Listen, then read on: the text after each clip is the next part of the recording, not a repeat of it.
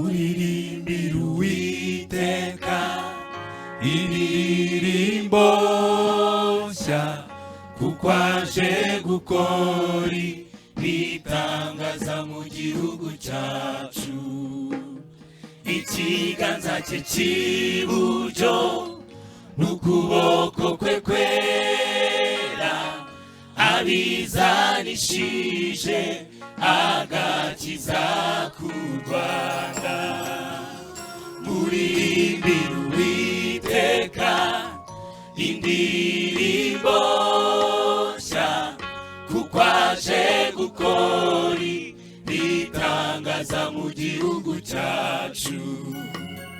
Ikiganza cye cy'iburyo n'ukuboko kwe kwera abizanishije agakiza ku Rwanda. Yibutse imbabazi ze, yibutse umurava we, abigira igihugu cyacu cy'u Rwanda. Abo ku mpera z'isi bose babonye agakiza kacu, bati koko u Rwanda rufite Imana.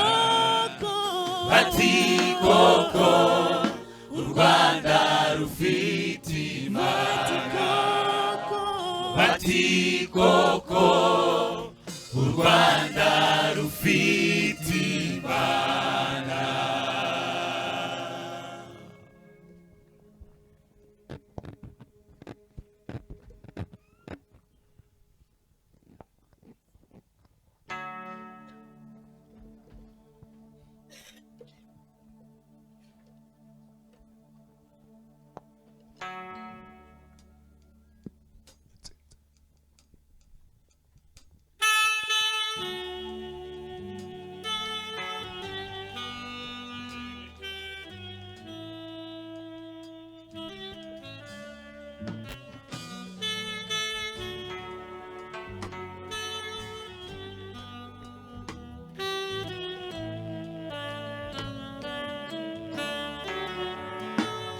Jehova Mungu wetu, hakuna aliye kama wewe Jehova. Jehova Mungu wetu, hakuna aliye kama wewe. Oh Jehova Mungu wetu, hakuna aliye kama wewe Jehova.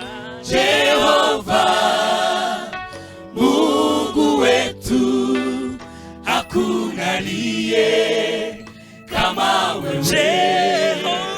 Jehova Mungu wetu, hakuna aliye kama wewe. Jehova Mungu wetu, hakuna aliye kama wewe. Tunakusujudia, tunakuabudu, o Mungu wetu, utukuzwe. Tunashuka mbele zako, inuka Bwana, milele na milele. Tunakusujudia, tunakuabudu, o Mungu wetu, utukuzwe. tunashuka mbele zako, inuka Bwana, milele Na milele. Jehova, Jehova Jehova Mungu wetu, hakuna aliye kama wewe. Jehova, Jehova Mungu wetu, hakuna aliye kama wewe.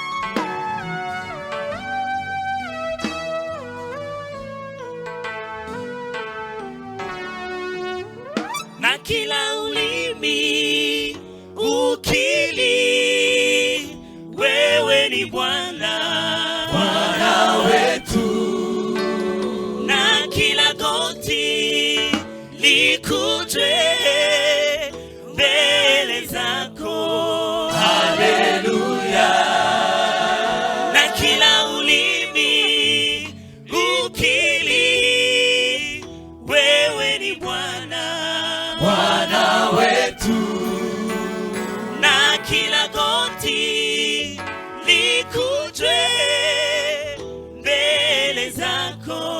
haleluya, Mbinguni na duniani hakuna mwingine aliye kama Jehova, mbinguni na duniani hakuna mwingine aliye kama Jehova, Jehova, Jehova, Mungu wetu, hakuna aliye kama wewe. Jehova, Jehova, Mungu wetu, hakuna aliye kama wewe.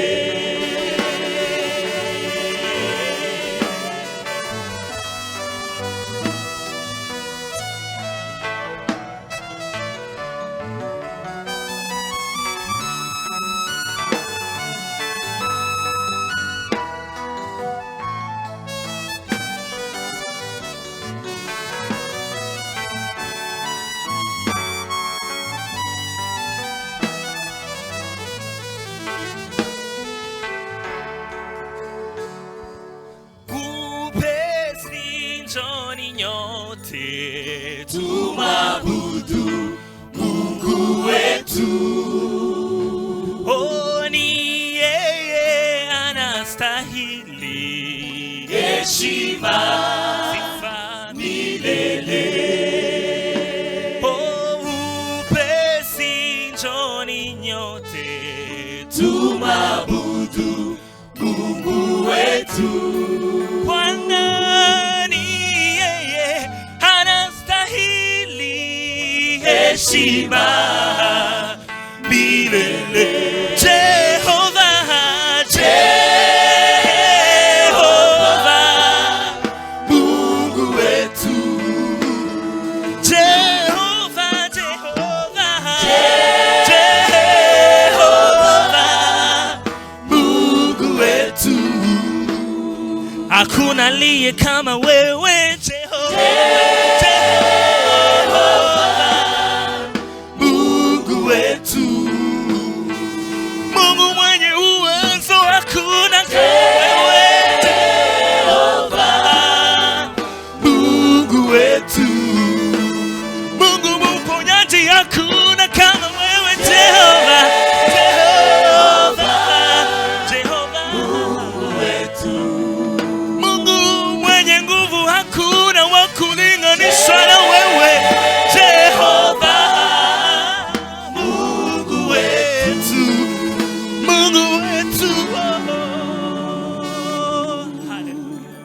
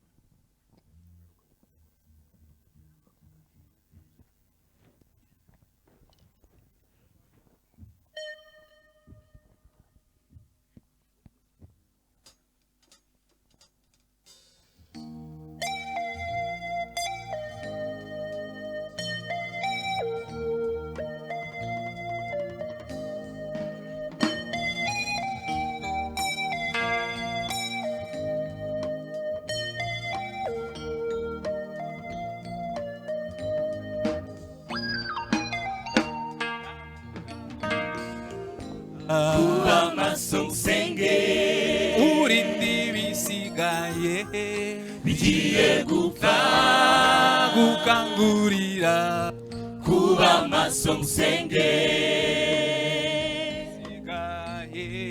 bigiye gupfa gutinda mu ntambara si impamvu yo kugwa ahubwo nukugira ngo wongererwe imbaraga n'ababivuyemo bagiye buhoro buhoro bahaye urwaho satani arabinjira utwigishe kubara iminsi yacu uburyo butuma imitima y'ubwenge utwigishe kubara iminsi yacu uburyo butuma imitima y'ubwenge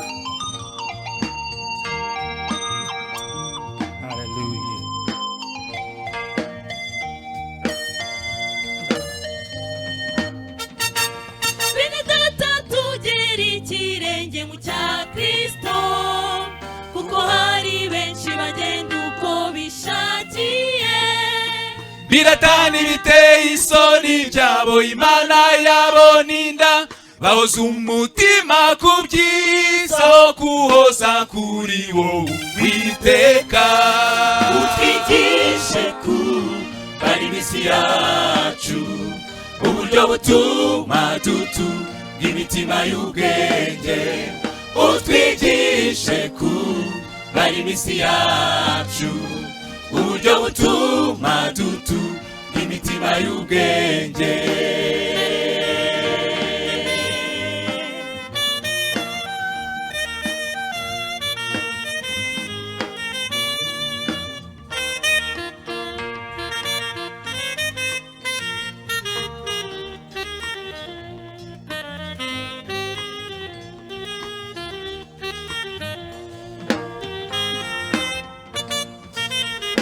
Satani umugome ntabwo yagutinye yakubuze mu bibazo aguteze mu bisubizo Satani umugome ntabwo yagutinye yakubuze mu bibazo aguteze mu bisubizo umugisha wahawe awugutegeyemo icyubahiro wahawe akigutegeyemo ube maso usenge mari intwaro z'umwuka utinyira iminsi mibi usengesha umwuka iteka usabira abera bose irinde kuko wugarijwe intege nkeya ube maso mwene data ube maso usenge ube maso utwigishe kubara iminsi yacu uburyo butuma imitima y'ubwenge utwigishe kubara iminsi yacu uburyo butuma imitima y'ubwenge twigisha utwigishe kubara iminsi yacu uburyo butuma imitima y'ubwenge utwigishe kubara iminsi yacu uburyo butuma imitima y'ubwenge.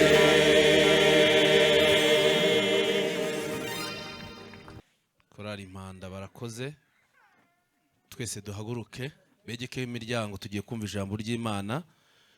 Yewe yaba ntari umuyobozi mba mise ntaha, kuko iri jambo ryumvise mu bundi buryo kandi umwuka wera arimishuriye mu bundi buryo. Iri jambo rivuze ngo utwigishe kubara iminsi yacu. Haleluya. Iri jambo ryumvishije bundi bushya. Iyaba abantu twari tubyumvise tukabimenya, byatuma dutunga imitima y'ubwenge. Iyaba twari tuzi ko igihe dufite ari gitoya, iyaba twari tuzi ko turi abagenzi, twari dukwiriye kwinginga Imana ikadusobanurira. Amen. Twumvishe ijambo ry'Imana mu buryo bw'indirimbo kandi amagambo akomeye cyane. Abakozi b'Imana, Imana ibaha umugisha. Iryo ni ijambo Imana yabahaye kugira ngo iteraniro baryumve neza. Reka twakire umwigisha atambuke. Tugiye kumva ijambo ry'Imana kandi abantu mwaje twarangije kwakira tubahaye ikaze, kandi duhaye n'ikaze n'abandi benshi bakurikirana iri teraniro mu buryo bw'ikoranabuhanga. Abo nabo tubahaye ikaze mu mwanya w'ijambo ry'Imana. Reka nsabe Jeanne atambuke aze asengere umwigisha, twumve ijambo ry'Imana.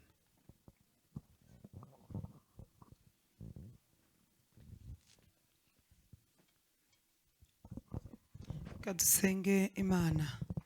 Hanyuma y'ibyo ngibyo ukomeza kubana n'abigishwa bawe mu minsi 40 umaze kuzuka, ugenda ubahugura muri byinshi, ubahumekeraho umwuka wawe, uravuga ngo nimwakire umwuka wera uko data yantumye nanjye ndabatumye. Ni muri ubwo buryo turi muri iri teraniro kugira ngo twumve abo watumye muri uwo munsi mu mugambi wawe, mu byo wibwiraga na Esteri yari arimo, ko uyu munsi azaba ahagaze imbere y'amaso yawe ari mu bo wahumekeyeho uwo mwuka. Uravuga ngo uko data yantumye nanjye ndabatumye, ahagaze mu cyimbo cyawe. Reka ubwiza bwawe bumubonekeho kandi avuga abwirijwe nawe kubw'itegeko rivuye mu ijuru. Zina ryawe nirihimbazwe, natwe abicajwe no kumva. Reka imitima yacu ikangukire kumva ijambo ryawe, kandi duhagaritse imbaraga zo mu birere bine kugira ngo ubushake bw'Imana abe ari bwo busohora. Tugukomeye mu mashyi, tuguha ikaze wowe ubwawe ugiye gukorana n'umujakazi wawe kugira ngo umugambi wogerweho mu izina rya Yesu. Amen. Haleluya, haleluya, haleluya. Ndabaramukije nanone mu izina rya Yesu Kristo umwami wacu.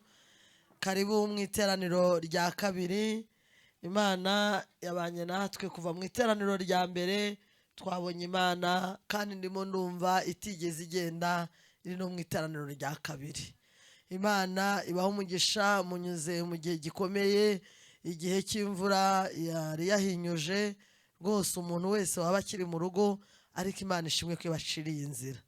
Amazina murayazi, ni Ingabire Esther, ni umukristo wo muri itorero rya CGM. Nshimiye Imana ko yongeye kuduha uyu mwanya wo kuvuga ijambo ryayo, kandi nshimiye itorero muri rusange, abantu b'Imana ko mukomeje kunezezwa n'ibyiza byo mu rusengero.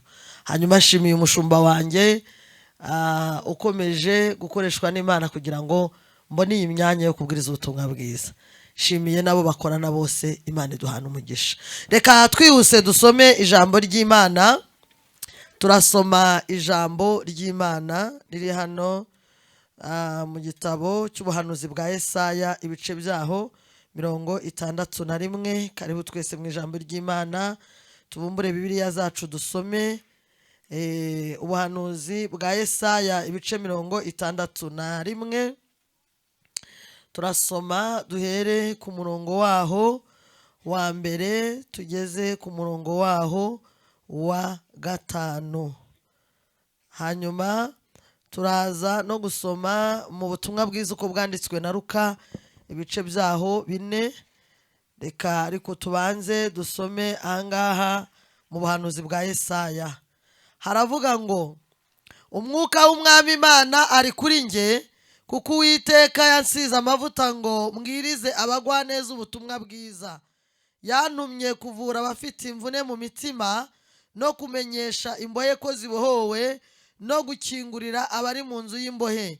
Kandi yantumye no kumenyesha abantu umwaka w'imbabazi z'Uwiteka, n'umunsi Imana yacu izahoreramo inzigo, no guhoza abarira bose. Yantumye no gushyiriraho itegeko ab'Isiyoni barira, ryo kubaha ikamba mu cyimbo cy'ivu, n'amavuta yo kunezerwa mu cyimbo cy'ubwirabure, n'umwambaro w'ibyishimo mu cyimbo cy'umutima wihebye, kugira ngo bahereko bitwe ibiti byo gukiranuka byatewe n'Uwiteka ngo bimuheshe icyubahiro.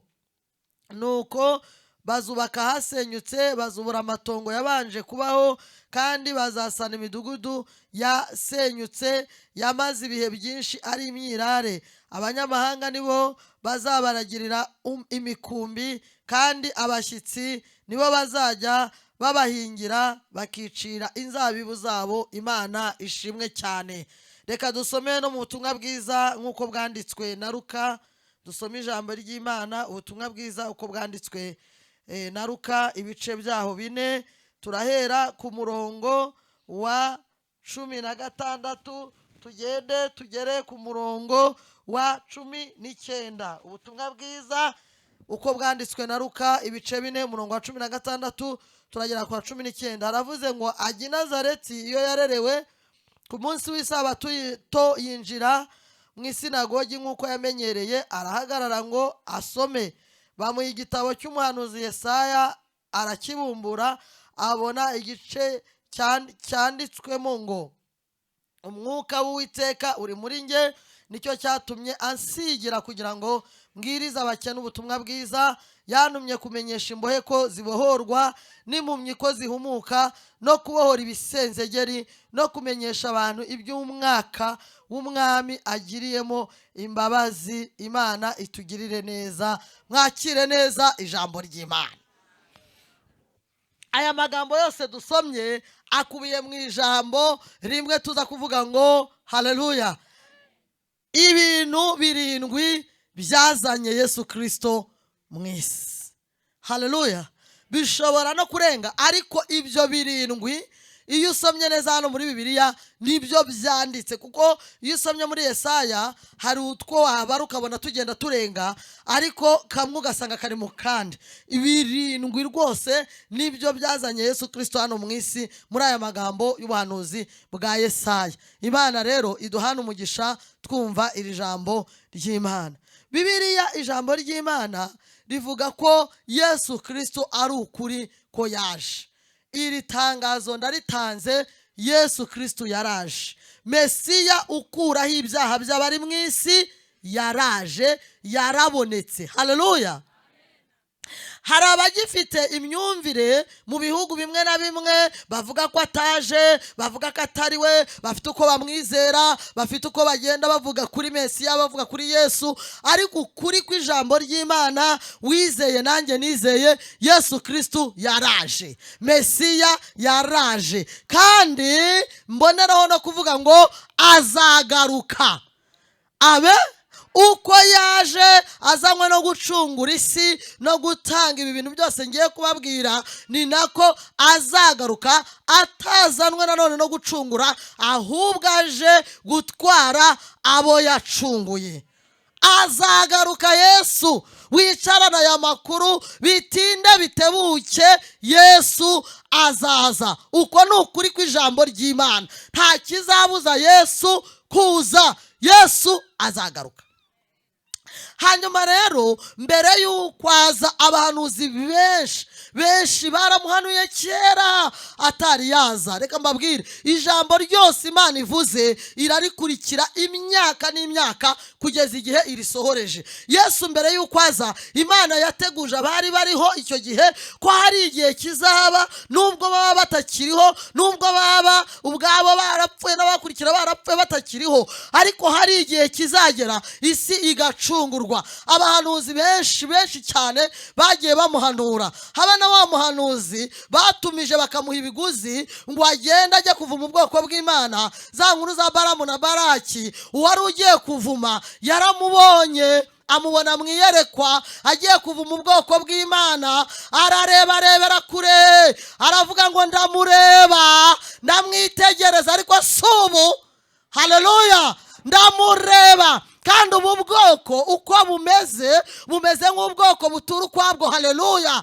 Aravuga ngo kandi ngo uyu barebye ubona hari uri murimo ubabundikiriye. Haleluya. Mesiya ukuraho ibyaha by'abari mu isi yagaragaye kera ataraza. Uyu muhanuzi rero witwa Yesaya atari yavuga neza ibimuzanye n'ibyo azakora. Bibiliya ijambo ry'Imana rivuga ko yabanje kumubona ku musaraba. Muri Yesaya 53 havuga Yesaya ari wabona Yesu ajya ku musaraba, rwa rugendo rwo kwa Pilato, kwa Kayafa, kwa Kaisari, bamukubita bamucunaguza. Yesaya yarabibonye mu iyerekwa kuri Yesaya 53 umurongo waho wa mbere avuze ngo ninde wumvise wizeye ibyo twumvise? Ese ibyo twumvise byasobanuriwe nde?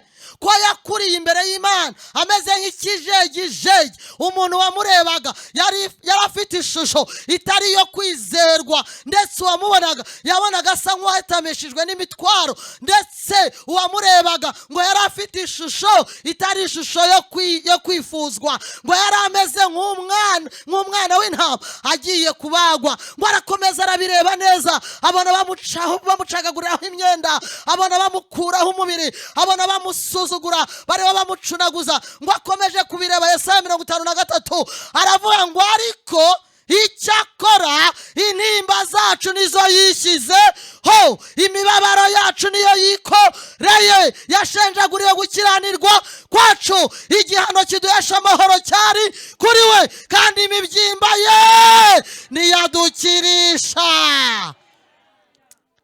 Yesaya aramubona muri ubwo buryo, abona umwami wacu Yesu Kristo, amubona ariho aracungura. Haleluya! Yesu Kristo yaraducunguye, ntago twaguzwe izahabu, ntago twaguzwe ifeza, twaguzwe amaraso y'igiciro y'umwami w'abami. Reka nkubwire uyu munsi, muri iyi sosiyete y'iki gihe ushobora kuba abantu bakureba uko biboneye, ntibaguha agaciro, ariko reka nkubwire hari uwaguhaye agaciro utari wabaho, agutangaho igiciro gihagije, ni Yesu Kristo. Waba utazwi none Yesu arakuzi, yagutekereje utarabaho, yaba nta kintu ufite none Yesu agufitiye byose mu kiganza cye. Yatanze ubugingo bwe, yatanze amaraso ye, yatanze umubiri we, yarashenjaguwe, yatanze byose kugira ngo ubeho, kugira ngo ugire ubuzima. Yesaya arabibona, byararangiye, waracunguwe, ntiwaguzwe ibiciro byangirika. Niyo mpamvu ubuzima bwawe ntacyo bugereranwa nacyo, ntacyo bugereranwa nacyo, ntacyo bugereranwa nacyo. Ubugingo wahawe ntacyo bugereranwa nacyo, ntago bugereranwa n'ifeza. Niyo mpamvu udakwiriye uyu munsi kurara ijoro ngo umasa kuvemo wende kumera nk'umusazi, ngo hari ibyo udafite. Wacungujwe amaraso y'igiciro. Ubugingo bwawe buraruta ubutunzi. Haleluya, haleluya, haleluya. Yesu nashimwe cyane. Yesaya arakomeza rero, aramubona, amubona ahagaze noneho mu isinagogi yabagezeho. Ubuhanuzi bwasohoye. Nongere nshishemo iri tangazo, iby'Imana ivuze niyo hashira ibihe n'ibihe irabisohoza. Imana ni inyangamugayo, yifitiye icyizere ku kintu cyose yakubwiye. Birashoboka ko uyu munsi ubona nta nzira, n'abariho bakuhanurira nabo barakubwira bameze nk'abariho bararota. Abahanuzi nabo hari igihe bakubwira, bakakubwira bameze nk'abarota, ariko iri kubatuma ntabwo iri kurota. Izabusohoza, izabusohoza, izabusohoza, butinde butebuke buzasohora, buce mu muyaga, buce mu mahwa, buce mu bibazo, buzasohora. Iri kumuvuga izabucira inzira. Haleluya. Bibiliya ijambo ry'Imana riratubwira ngo amubona noneho ahagaze mu isinagogi katikati. Yesaya aravuga ngo umwuka w'Uwiteka ari kuri nge, yasize amavuta. Haleluya. Yesaya arabivuga nkaho biri kuba, maze muri Luka hari adusomye ibice 4 birasohora. Imirimo rero yazanye Yesu, umurimo wa mbere wamuzanye, haleluya, n'ugutangariza abantu. Amen. Mwamere Imana icyubahiro. Ariko mukihe cyane ni icyayo. Niba muri abarokore mwarakijijwe, ari igihe iyo tuvuze abarokore tuba tuvuga bakijijwe, ntabwo tuvuga babandi duhora tubonesha amaso. Ikintu cya mbere cyamuzanye no kubwiriza abagwaneza ubutumwa bwiza. Hari aho twasomye havuze ngo nukubwiriza abakene. Amen. nagira ngo mbabwire ngo icyo biri ivuga ngo nabagwaneza ni ba bantu ba ngeso nziza zidakizwa. Ba bantu ubwira utari ko se wazaje tukajyana mu rusengero tukajya gusenga agahita akubwira ati reka da ntabwo ari ngombwa, njyewe ndi umwana w'Imana, njyewe ndakijijwe, ibyo umbwira ni ibiki, njyewe nta muntu niba, njyewe sinsambana, njyewe umuntu wese unsabye icyo mfite ndakimuha, ni umugwaneza, ni umuntu w'amahoro, ni umuntu utabangamira umuntu ariko ntabwo akijijwe. Reka nkubwire uyu munsi ushobora kuba wicaye muri iri teraniro wumva ibintu byose ubikora neza, ariko niba utarakira Yesu Kristo umwami n'umukiza umwakire. Mu mirimo yazanye Yesu Kristo nawe yarakuziye, yaje kugira ngo babagwa neza nabo bakira ubutumwa bwiza. Babandi muri Luka havuze ngo nabakene. Nimvuga abakene barokora Imana itujijure, ntabwo ari abakene b'umubiri b'ubucocera, ni abakene bafite inyota n'inzara by'ijambo. Iyo dusomye mu byakozwe n'intumwa tuhasanga umugabo witwa Koroneliyo wari ufite ubukene bw'ijambo ry'Imana. Biravuga ngo Koroneliyo yari umutunzi, yari umukire, yari umuntu ufite ibintu byose, ariko akagira inyota cyane yo gusobanukirwa iby'ubwami bw'Imana. Umunsi umwe urizina atumira Petero, aramubwira ngo uze, amutumaho. Petero abanza no kubisuzugura, abanza kubyanga. Imana igendera Petero mu iyerekwa, haleluya, kugira ngo ataza kubivanga. Imwereka, imuha inyamaswa zose, izibuzanyijwe, izejejwe, izitunganye zose, ngo narire rimwe, byose iramukumbanyiriza. Petero mu iyerekwa amenya ko Imana harahiri kumujyana. Hari kwa Koroneliyo umukene mu mutima, haleluya, ariko umukire ku mubiri.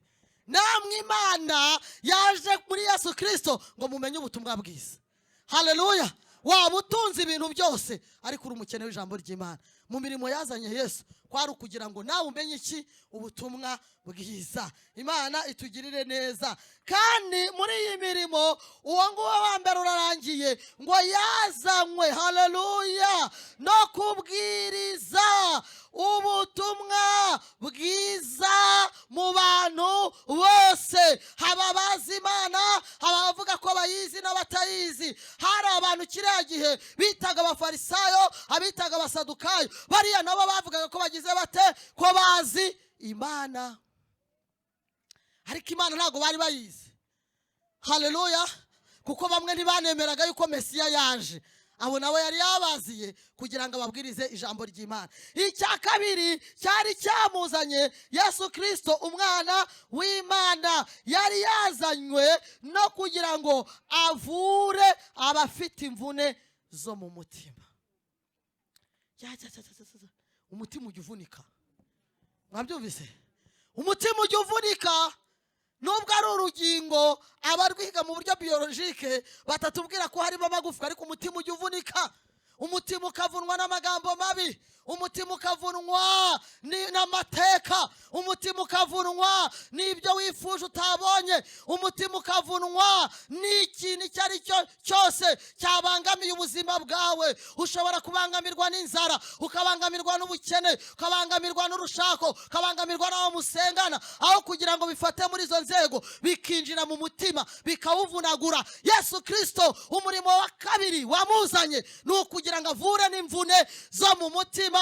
Ubupfubyi butera imvune zo mu mutima, ubupfakazi butera imvune zo mu mutima, kutabyara washatse bitera imvune zo mu mutima, kandi no kubaho utashatse utanabyaye kandi ntako utagize mu buzima wabayemo nabyo bijya bitera imvune zo mu mutima. Ariko Yesu Kristo umurimo wa kabiri wamuzanye ni ukugira ngo avure izo mvune zahe. Bantu muri hano mwakijijwe uyu munsi, izindi mvune zaje nyuma mumaze gukizwa, Kristo araza kuzibavura. Mwongere mwizere ijambo ry'Imana. Hari ibintu bibitse muri wowe, umutima warakometse, waravunaguritse, ariko umurimo wa kabiri wamuzanye ni ukuvura imvune zahe zo mu mutima, haleluya. Ikindi kintu cyazanywe Yesu Kristo, haleluya, ni ugutanga itangazo ku mbohe ko zibohowe. Babantu bahora bafata imyanzuro, akavuga ngo njyewe nta ntago nzongera gusambana, ariko akisanga yasambanye.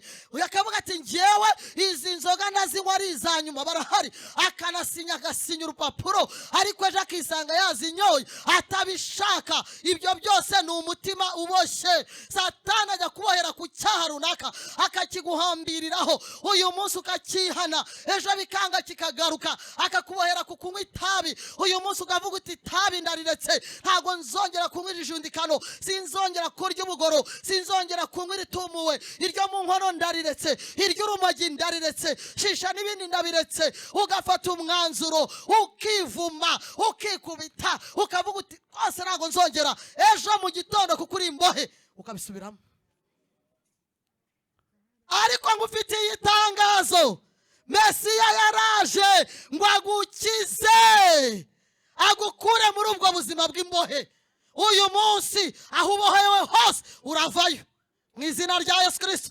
Aho uboheye hose uravayo mu izina rya Yesu Kristo. Hariho n'igihe abantu ubwabo baboha abandi, abarozi bakagutwara bakakuboha, bakaguhambirira ahantu ku misozi, bakakubwira ngo waha ngaha niho uzapfira, uzapfaho ubuzima bw'uruzerero, nuko uzabaho. Yewe ukagerageza gukora, ukagerageza ibintu byose ntibigukundire. Icyo ugerageje gukora ugasanga umeze nk'ubohewe ahantu, bakaba bati tumuboheye mu bukene, tumuboheye mu butindi, tumuboheye mu kutazashaka, bakagukubita ingufuri. Ariko naje kugutangariza ko icya gatatu cyazanye Yesu harimo nuko za mbohe zigomba kubohorwa. Ugomba kubohoka, ugomba kubohoka aho uri hose, ugomba kubohoka aho ubohewe hose, ugomba kubohoka aho bagushyize hose. Uyu mugoroba saa sita, okay, muri iki gicamunsi, haleluya, amen, urabohoka mu izina rya Yesu. Muri iki gicamunsi urabohoka mu izina, kuri aya manywa urabohoka mu izina rya Yesu. Icya kane cyamuzanye ngo ni ukuzikura mu nzu y'imbohe. None rya tangazo ryakugezeho, sohoka muri iyo nzu y'imbohe. Haleluya, sohoka muri iryo rimbi bagushyizemo. Kristo yarabizi.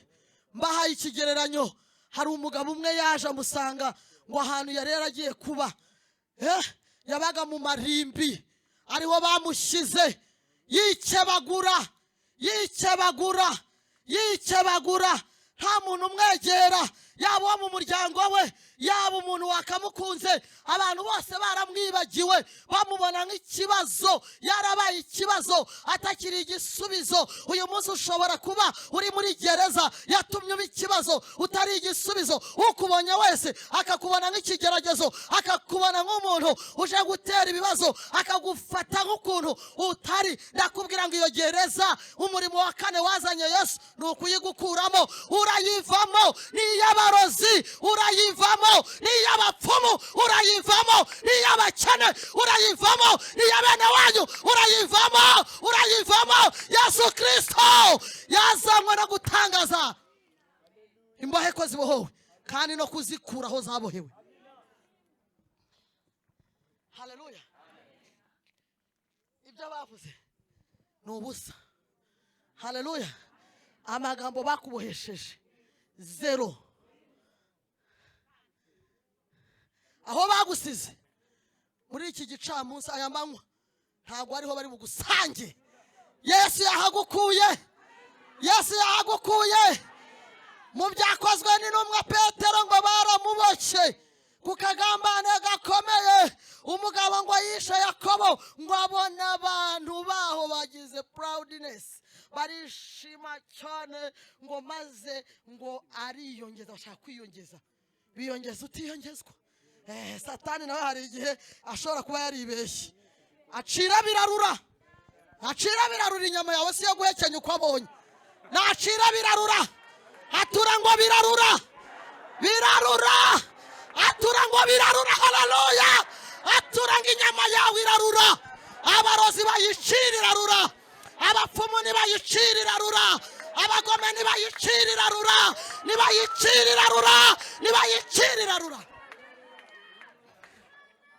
nibayicire irarura. Ntago ari icyo waremewe. Haleluya. Ntago waremewe guhambirirwa aho hantu. Ugomba kuhava mu izina rya Yesu Kristo. Uwo ni umurimo wa kane wazanye Yesu. Haleluya. Amen.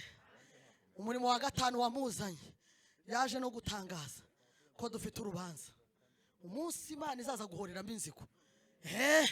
Beneda, kora dufite urubanza. Haleluya. Ngabi ufite urubanza. Abo navuze amazina mufite urubanza. Hari umunsi tuzajyana imirimo yose twakoze tukayishyira imbere ya Data tukayimwereka. Uzisobanura ibyo wakoze kandi uko wagenje ni kuzagenzwa.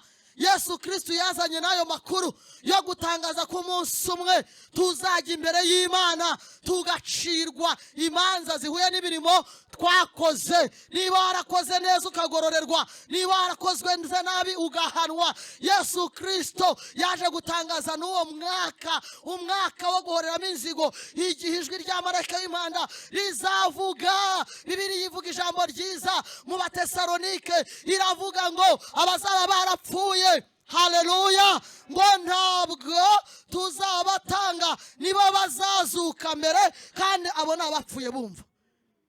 Mwene data mukundwa, uyu munsi hari abawe wabuze bapfuye bumva barasinziriye. Uzongera ubabone ngo abo ngabo bazazamuka, abazaba bakiriwe icyo gihe ngo bahindurwe, duhurire mu kirere. Bibiliya ikavuga ngo nuko tuzabana n'Imana iteka ryose. Aho ngaho mu Batesalonike bavuga ngo kandi mumaranisha imibabaro kubwirana ayo magambo. Haleluya.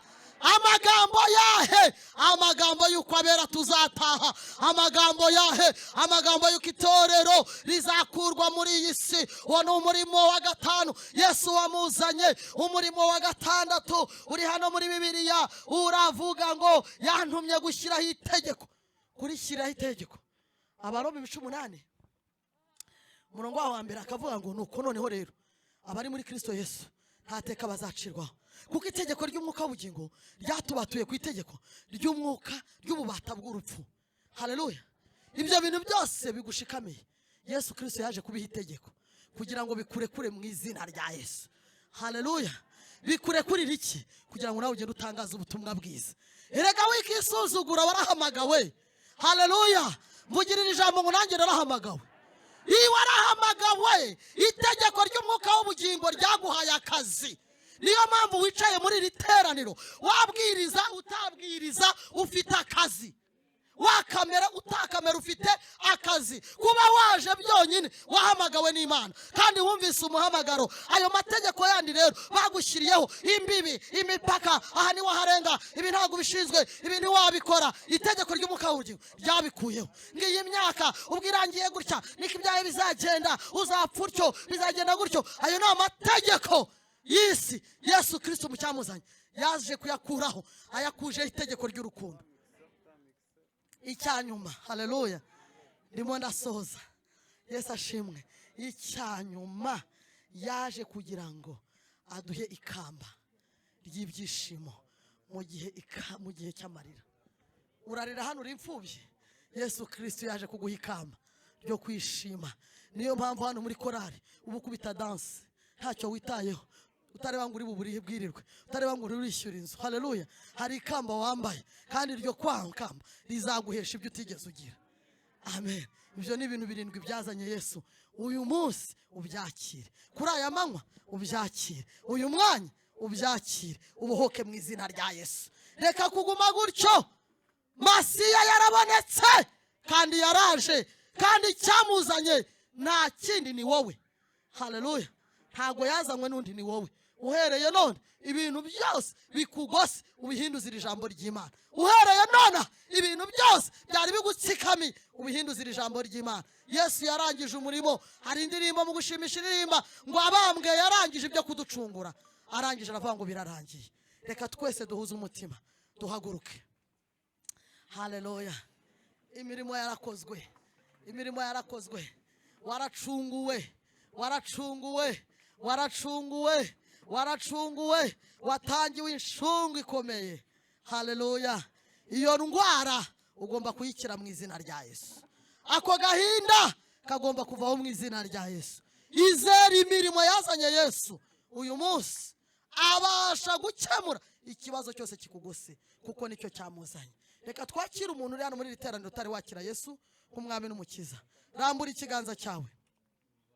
Uri hano ntabwo urakira Yesu Kristo, rambura ikiganza cyawe. Waje kwisengera ariko ntiwabimenye. Nabikubwiye rero, umunsi w'urubanza uzaza, azaca amateka umwami w'abami, azaca amateka kandi azahindura ibintu byose kuba bishya, kubera yuko ibya mbere bizarangira hakaza ibindi bishyashya. Reka uyu munsi akubohore nawe mu bazatahana nawe. Urahari? Rambura ikiganza.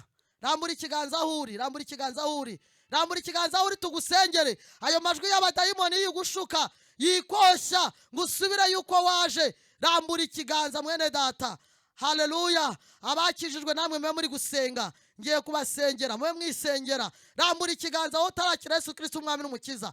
Kirambure ntago biteye isoni. Umaze igihe ijwi rikubwira ngo wagiye mu rusengero kandi wagerayo ugakizwa. None waje ijwi rikubwira ngo nukizwa urongera ubisubiremo. Hoya ngwino imbaraga z'Imana zirakubatura, ntago wongera kubisubiramo. Ngwino uwo munsi wo guhoramo inzigo utazatsindwa n'urubanza. Rambura ikiganza aho uri tugusengere. Rambura ikiganza aho uri tugusengere. Abashumba, abapasiteri, abaririmbyi bari hano ngo bakwereke Imana, nawe utangire ubu mwana w'Imana. Niba nta nuhari, reka dusenge Imana. Iyi mirimo 7 Yesu yamuzanye ayikore mu bugingo bwawe n'ubwanjye. Mana data wa twese mu izina rya Yesu Kristo. Haleluya, haleluya, haleluya. Imirimo yawe ni myinshi kandi ni myiza. Yewe nitwayivuga ngo tuyisoze. Birashoboka cyane yuko hari gahunda nyinshi ugambiririye buri umwe wese hano, kuko Yeremiya yarabivuze, aravuga ngo nzi ibyo nibwira nzabagirira, ntabwo ari bibi ni byiza, mbareme mu mutima w'ibyo muzabona hanyuma.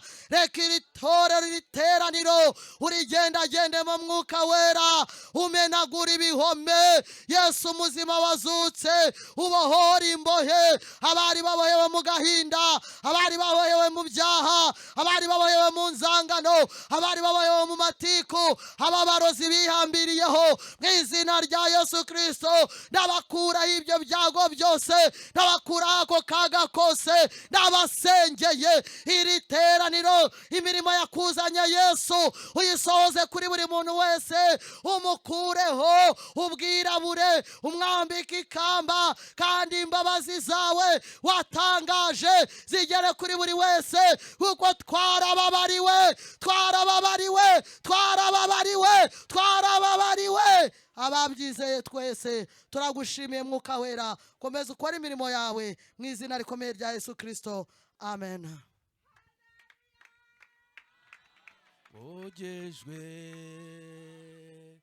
na Yesu, batunganijwe n'amaraso, arugoya kuhagije amaraso, besimya ogejwe.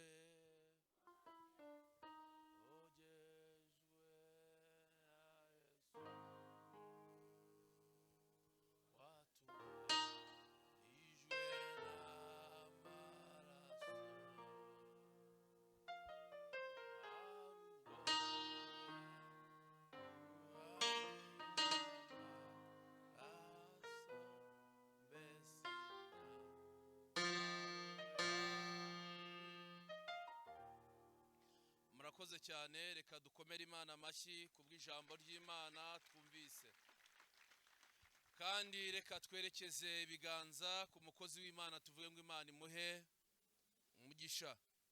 N'umugisha ukomeye kuba muri iri teraniro, ukaba wumvise ijambo ry'Imana, ukaba wumvise ibyazanye Yesu.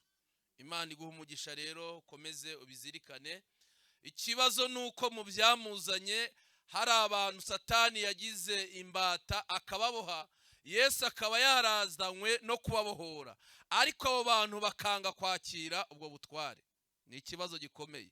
Yesu yaje kubohora ababoshye bose bari mu bubata bwa Satani, ariko harimo abantu banze kwakira ubwo butware bwa Yesu, bishimira kuguma mu bubata bwa Satani. Wari ukwiriye uyu munsi kumva iri jwi ugafata icyemezo. Turabizi neza Mwuka Wera akomeza gukora imirimo, niyo dutashye akomeza kutuganiriza. Iryo jwi ukomeze uryumve. Tugeze mu mwanya mwiza wo gutanga icya 10 n'amaturo. Nsabe Benaya batambuke baze aha. Tugiye gutanga icya 10 n'amaturo. Turakora mu butunzi bwacu. Birashoboka ko udafite amafaranga ari cash, uyafite kuri phone. Izi momo zimpapuro z'umuhondo ziri imbere yacu nizo tugiye gukoresha dutanga icya 10 n'amaturo, ariko abayazanye cash turabasaba ko batambuka bagashyirara mu biseke. Ndasaba Benaye ko baduterera iriya korasi yadufashije cyane ivuga ngo ngaya amahoro, amahoro meza atangwa na Yesu. Isi iratubabaza ariko dufite umwami wazanye amahoro. Ubwo rero baririmba iyo ndirimbo, nawe uratambukana ituro ryawe ndetse n'icya 10, kandi buri wese tumusabiye umugisha aho ugiye gukura utanga. Imana ihongere iguhe umugisha. Koreshe nk'iminota 2 gusa. Aya mahoro n'amahoro me atangwa na Yesu. Aya mahoro n'amahoro meza atangwa na Yesu. Aya mahoro n'amahoro me atangwa n'umwami. Aya mahoro n'amahoro meza atangwa na Yesu. Umugabo wawe niyaguha amahoro, amashuri wize niyaguha amahoro atangwa na Yesu. Aya mahoro n'amahoro meza atangwa na Yesu. Amafaranga ufite niyaguhesha amahoro, urubyaro rwawe narwo rwakubuza amahoro atangwa n'umwami. Aya mahoro n'amahoro meza atangwa na Yesu. Aya mahoro n'amahoro meza atangwa na Yesu. Aya mahoro n'amahoro meza atangwa na Yesu.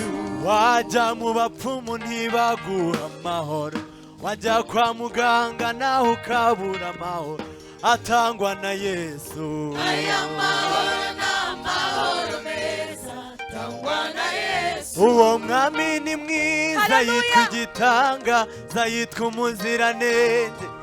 Emmanuel, Imana iri kumwe natwe, ari hehe we? Ari mu mutima. Ari hehe we? Ari mu mutima. Ababyeyi ari he? Ari mu mutima. Abagabo ari he? Ari mu mutima. Uwo mwami ni mwiza, yitwa igitangaza, yitwa umuziranenge. Emmanuel, Imana iri kumwe natwe, ari hehe? Ari mu mutima. abasenga ari he? Ari mu mutima. Baririmbye ari he? Ari mu mutima. Abashumba ari he? Ari mu mutima. Uwo mwami ni mwiza, yitwa igitangaza, yitwa umuziranenge. Emmanuel, Imana iri kumwe natwe, ari hehe? Ari mu mutima. ari hehe we? Ari mu mutima. Mubivuga ari he? Ari mu mutima. Uwo mwami ni mwiza, yitwa igitangaza, yitwa umuziranenge. Emmanuel, Imana iri kumwe natwe, ari hehe? Ari mu mutima. Murakoze cyane. Iteraniro ryacu rya kabiri turarisoje. Nsabe abo ku miryango protokole begekeho imiryango. Nitujya dusoza ijambo ry'Imana mujye mwegekaho imiryango, tuba twitegura kwakira irindi teraniro abandi bagomba kurindira. mbere yo kugira ngo dusoze twubake inzu y'Imana nk'uko bisanzwe, kandi abarimo barabibona imirimo irimo irakorwa ku muhanda, noneho aho turimo turagerekeranya amazu. Ntago byoroshye kumva ubuhanuzi buvuga kuri iyi nzu y'Imana, naho bigeze bitwereka ko Imana ifite imbaraga nyinshi. Haleluya! Imana ifite imbaraga nyinshi zo gukora mu gihe cyayo. Niyo mpamvu rero twebwe turabanyamugisha bo kuba mu gihe cy'Imana. Reka rero dukore mu butunzi bwacu, birimo biragenda buhoro kubera ko amafaranga arimo aragenda aba ikibazo, ariko kwa Yesu ntago yabaye ikibazo. Ntago idolari ryahenze kwa Yesu, ariyo ari menshi, ariyo ahandi amadolari yarahenze, ibintu byarakomeye, abantu barimo baravuga ngo ibishyimbo byageze kuranga, isukari kwa Yesu ntago byakomeye, biracyoroshye. Amen.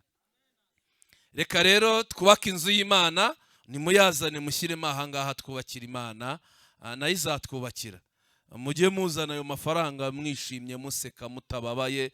Nibyo koko dufite ibibazo, ariko Yesu yaranesheje. Yego, urakoze cyane kuyatanga ubabaye, Yesu ushaka no kurira. Oya, mujye muyatanga mwishimye. Niko bimeze. Mujye muyazana mwishimye. Yego, murakoze cyane. Imana ibaha umugisha. Aho mukuye ihongere. Iyi nzu y'Imana izuzura kandi tuzagubwa neza. Murakoze cyane. Abana bacu Imana igibaha ubwenge. Murakoze cyane. Aho mukuye Imana y'amahoro ihongere. Murakoze, murakoze, murakoze. Gukorera Imana nta gihombo kibamo, ujye ubikora neza, nawe wirebere. Murakoze cyane. Imana ibahereze imigisha. Yego, murakoze. Imana ibaha umugisha mwinshi.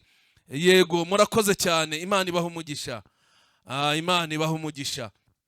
Imana ibaha umugisha. Ujye utegura icya 10 n'itura, ariko buri cyumweru na buri teraniro ujye utegura amafaranga yo kubaka inzu yayo. Imana ibahereze umugisha. Ubwo muyubakiye rero namwe izabubakire. Imana ijye ibashyigikira. Imana ijye ibareba neza. Imana ijye ibarwanira intambara muzi nizo mutazi. Imana ijye ibarengera. Murakoze. Umuntu udafite amafaranga ujye uvuga neza inzu y'Imana, usabira umugisha abatanze, kandi usaba Imana ifungure amarembo afunze. Hari abantu bazi gukorera Imana, kandi uyikoreye nayo irakwihishurira. Tugiye gukoresha na telefone zacu, tugomba gukorera Imana mu buryo bwose. Reka dukoreshe na telefone. Niba ufite telefone yawe ikaba iriho amafaranga, ni umugisha, kuko hariho umuntu udafiteho amafaranga kandi nawe yarakeneye kugira icyo yakora, ariko ubu ntago bishoboka kubera ko nta mafaranga afite kuri telefone. Wowe uyafite atari itike, atari ikibazo wateguye uri buze gukemura, ari umugisha ufite gusa, koraho. Ibyo kubimenya ukabisobanukirwa ni umugisha ukomeye. Akanyenyeri 182 akanyenyeri 8 akanyenyeri 1 07 kangahe 91 56. Ni kode ni ziriya ziri kuri ziriya momo ziri ku nkuta. Ni kode ni iyi ngiyi, ni 0791 ugashyiraho amafaranga, wumva washyiraho ubuzima bugakomeza. Kandi niba ntayo ufite, Imana ntago igira amatiku, iba yabonye ko nta kintu ifite ikavuga ngo uriya mwana wanjye nubwo ntacyo afite ariko nzamuha. Yego, murakoze abakoresheje telefone, namwe abadafiteho amafaranga Imana iyabahe. Murakoze cyane. Mukomeze musenge Imana itange ubushobozi. Ntago byoroshye, ariko tuzi neza ko iyi miryango ifunze Imana igiye ifungura. Amatangazo bitewe n'impamvu z'uko igihe cyagiye, ariko nta kundi. Uyu munsi ntago wari woroshye. Turashimira Imana ko twateranye. Nagiye mbona ku mbuga duhuriraho n'abashumba ku yandi materaniro, genda mbona hari abantu baje ari nk'8, iteraniro rya mbere 12, kandi ko imvura yari nyinshi nayo bibahana abantu baseje mu baciye. Ntago byari byoroshye, ariko twateranye, tuyihereza icyubahiro. Rero amatangazo adasanzwe asanzwe yo arasanzwe, ariko tuvuge ko ejo kuwa mbere ni amasengesho. Cyumweru cyashize ntitwasenze, tuzaterana saa 2 n'igice, saa 2 za mu gitondo tugeze saa 10 n'igice, nk'uko bisanzwe. Muzaze, dufite umugisha kandi dufite n'abashyitsi. Kuwa kane nabwo tuzasenga, twavuze ngo abantu barwaye n'abafite abarwayi muzabazane, hazabaho umwanya udasanzwe wo gusengera abarwayi, muzaze. Kandi dushimiye abaririmbyi bitanze mu ijoro ry'impinduka. Kuwa gatanu twagize igitaramo cyiza, ndetse tunababwira ko n'ubundi kuwa gatanu saa 11 n'igice gahunda y'igitaramo ikomeje. Amatangazo adasanzwe rero, tuzabatiza kuwa gatandatu ku itariki 22. Sabe abazabatizwa bose babanguke baza ahangaha kugira ngo twihute, isaha zagiye. Abazabatizwa bose baze. Tuzabatiza kuwa gatandatu ku itariki 22 z'ukwezi kwa kane uku turimo. Abazabatizwa n'abazakirwa nibaze, tubereke iteraniro kugira ngo mubatangire ubuhamya. Nimubona bashyitse, ariko ubona amadashyitse mwaza kutubwira muti wa muntu wari wambaye gutya, tukamenya uko bimeze. Ariko hari n'ibintu byanyobeye. Abantu duhora tubatiza buri munsi bagiye he? Nahoze mvugana na secrétaire nimugoroba, kuva 2018 dusanga abantu babatijwe kera nta bagihari kiretse abaririmbyi n'abadiyakoni. Abakristo n'abandi bantu benshi baragiye. Ariko nawe bushize, ese ababatijwe ubushize bari muri literaniro ni bande? Barambura ibiganza. Abo twabatije ubushize nibahaguruke. Abo twabatiza ubushize barahari, ariko bari bageze muri 70 ingahe, ayenda baraza mu iteraniro rya gatatu, baje no mu rya mbere.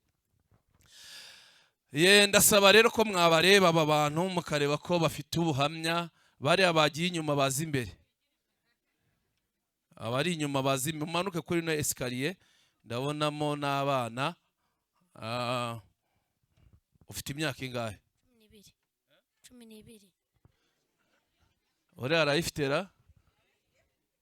Ko nkwamagara ugashaka gusubira inyuma. Ufite ingahe? 12. Cyangwa niko bababwiye ngwino nawe? Ufite ingahe wowe? 13.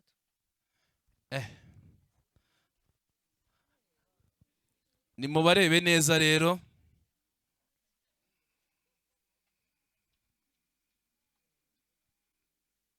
Mwababonye?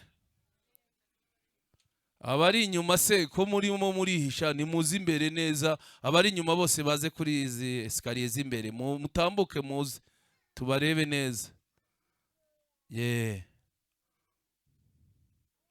Imana igira neza. Na wa mudamu wari umusiramu ndabona nawe agiye kubatizwa. Imana iba yakoze imirimo, muyihereze icyubahiro. Imana yagize neza. Mwababonye neza se? Rero ntago birarangira, ubu ngubu barimo barabacishamo ijisho, niko bajya bavuga. Uwo babona ubuhamya butaratungana baratubwira, muzabimenya neza mubonye liste ya nyuma yasohotse. Kandi uwo tutabona muri iri teraniro ni rya kabiri, ubwo waraba yavuye kuri liste. Abarimu badufashe kubireba neza, ntago tubatiza cyangwa twakira umuntu utareretswe itorero. Bene data muremera ko abangaba bazabatizwa se, abandi tukabakira? Murambura ibiganza. Babyemeye by'agateganyo, buriya baracyaduha amakuru. Mujye kwicarira. Murakoze cyane rero. Iteraniro rya kabiri turarisoje. Imana ibahe umugisha mwinshi. Mwagize neza kuza kuba mu nzu y'Imana. Muhaguruke turasohoka. Korali Herumoni yarimba indirimbo imwe na korali Impanda, duhita dukomeza n'iteraniro rya gatatu. Nimuhaguruke mwese. Kandi izi korali nizirangiza kuririmba baraba basoje. Abadafite gahunda zo gukomeza guterana barigendera, ariko abafite gahunda yo gukomeza guterana barakomeza babe mu materaniro. Turambura ibiganza dutange intashyo. Umwami azabarinde. Mana turagushimiye, waduhaye ibihe byiza muri aya materaniro yacu ya kabiri, kandi waduhaye umugisha wo kumva ijambo ryawe. turasoje rero, gendana n'abagiye kandi umwuka wera abane natwe, kandi uzadushyigikire muri byose, uzaduhe imigisha y'uburyo butandukanye, abarwayi muri iri teraniro bakize indwara, buri wese azahahe kandi azaronke, uzaturinde inyatsi n'ibihombo, abacuruzi bazacuruze kandi bazunguke, tuzabona umugisha wawe mu byo tuzagerageza gukora byose. Turagushimiye ko mvise gusenga kwacu, ibyo tubisabye twizeye izina ryawe ryera.